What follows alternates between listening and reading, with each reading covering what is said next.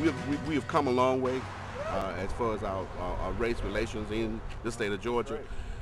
There have been instances where it has been reported that the word nigger has been sprayed on Obama signs. Obama signs have been ripped up, stolen out of the yards. It's not making the news because people that it's happened to don't even report it. They're used to. Well, I think personally, I think they believe that's a cost that each of us have to pay, and we do accept that as a price that we have to pay in order for him to reach his goal. The vast majority of black people lived in the South before World War II.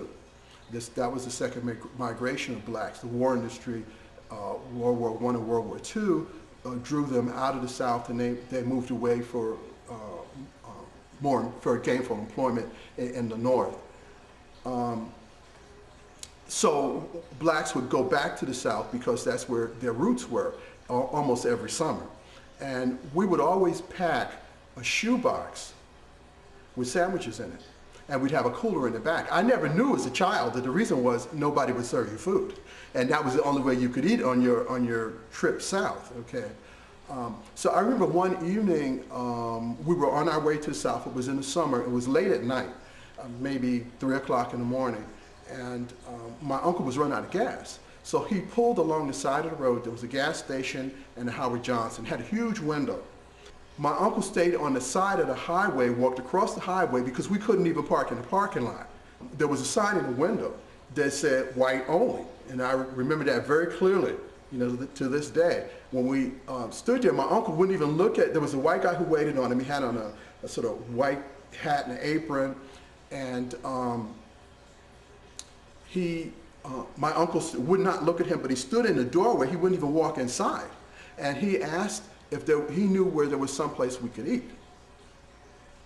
And the man said, well, we don't generally serve colored here, you know. Matter of fact, we don't, but we'll let you go, since it's late, you can go to the garbage entrance and we'll get you taken care of. So we had to go around, it had rained previous to that, and we had to walk through the mud around the side of the Howard Johnson to the garbage entrance, and it was smelly, there were flies, there was a man scraping plates in a garbage can.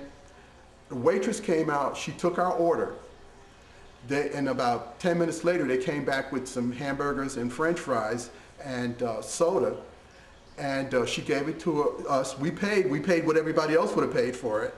And she told us, she said, if you boys want to eat here, you can go out in the field and eat it. So we would have to go stand out in the mud and eat our food. That was the only way to, behind, the restaurant, that's the only way we could eat it.